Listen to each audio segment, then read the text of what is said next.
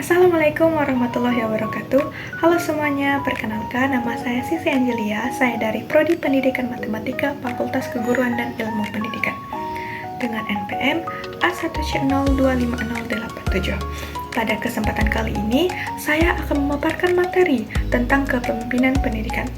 Materi ini sangatlah penting karena kepemimpinan adalah kunci keberhasilan sebuah lembaga pendidikan. Tanpa kepemimpinan yang visioner dan inisiatif, sulit bagi sekolah atau intuisi pendidikan untuk berkembang.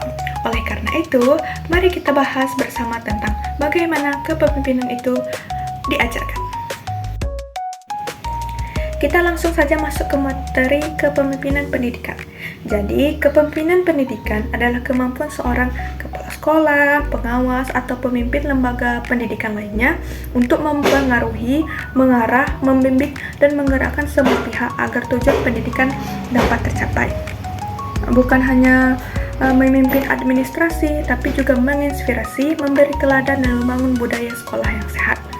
Jadi teman-teman, kepemimpinan pendidikan tidak sekedar soal jabatan, tapi bagaimana seorang pemimpin mampu mempengaruhi orang lain agar bersama-sama mencapai tujuan pendidikan yang baik.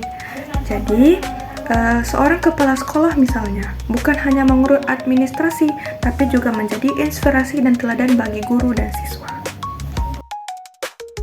Ada 5 tujuan kepemimpinan pendidikan. Yang pertama itu meningkatkan mutu pembelajaran, yang kedua itu menggerakkan guru, staf, dan siswa ke arah visi misi pendidikan. Yang ketiga, menciptakan lingkungan sekolah yang kondusif. Yang keempat, mengembangkan potensi setiap individu. Dan yang terakhir, yang kelima itu membangun budaya disiplin, kerjasama, dan motivasi. Jadi, tujuan utama kepemimpinan pendidikan adalah menciptakan iklim belajar yang sehat. Kalau pemimpin berhasil, maka mutu pembelajaran akan naik, guru lebih semangat, dan siswa merasa nyaman untuk berkembang. Terdapat 4 gaya kepemimpinan pendidikan. Yang pertama itu ada demokratis, yaitu seorang pemimpin itu harus melibatkan semua pihak dalam pengambilan keputusan. Yang kedua itu ada otoriter, semua keputusan yang diambil oleh pemimpin, bawahannya hanya mengikuti saja. Yang ketiga itu ada laissez-faire, yang mana pemimpin itu memberi kebebasan penuh kepada bawahan. Yang keempat ada transformasional, pemimpin itu menjadi gudang inspirasi, pembawa perubahan dan motivasi. Jadi di sekolah, gaya kepemimpinan yang ideal adalah demokratis dan transformasional, karena pendidikan itu butuh kerjasama dan inspirasi. Kalau otoriter, guru bisa tertekan, murid bisa stres. Selanjutnya adalah peran pemimpin pendidikan. Terdapat 5 peran pemimpin di lembaga pendidikan. Yang pertama itu adalah sebagai motivator, yaitu memberi semangat kepada siswa maupun bawahannya.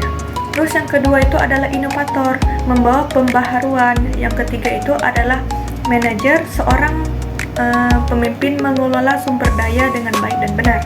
Terus yang keempat adalah supervisor, yaitu tugasnya untuk membimbing guru.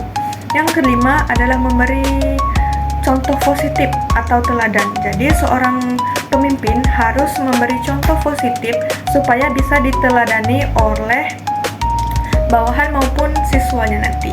Jadi seorang pemimpin pendidik tidak boleh hanya duduk di kantor. Ia harus menjadi motivator, inovator sekaligus teladan. Guru dan siswa akan mencontoh sikap kepemimpinannya.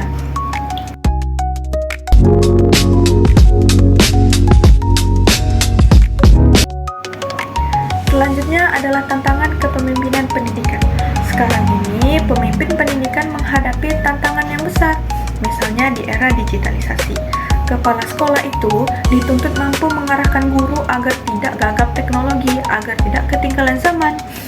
Jadi, supaya pemimpin tetap relevan dengan perkembangannya zaman di era zaman digital ini. Jadi, ada 5 tantangan besar yang dihadapi seorang pemimpin, yaitu perubahan kurikulum yang cepat, kualitas dan profesionalisme guru yang bervariasi. Yang keempat, fasilitas dan sarana prasarana yang terbatas. Yang keempat, kemajuan teknologi digital, dan yang terakhir adalah tuntutan masyarakat yang semakin tinggi tentang pendidikan. Jadi, kunci sukses lembaga pendidikan ada pada kepemimpinan yang baik. Kalau pemimpinnya bijak, tegas, dan visioner, sekolah pasti akan maju. Tapi sebaliknya, kalau pemimpinnya lemah, sekolah pasti akan sulit untuk berkembang. Dari penjelasan ini dapat kita simpulkan bahwa kepemimpinan pendidikan adalah seni memimpin untuk mencapai tujuan pendidikan. Terus, pemimpin pendidikan harus bersifat visioner, inspiratif, demokratis, dan inovatif. Keberhasilan sekolah itu sangat ditentukan oleh kualitas kepemimpinannya. Sekian penjelasan materi kepemimpinan pendidikan dari saya. Saya akhiri. Wassalamualaikum warahmatullahi wabarakatuh.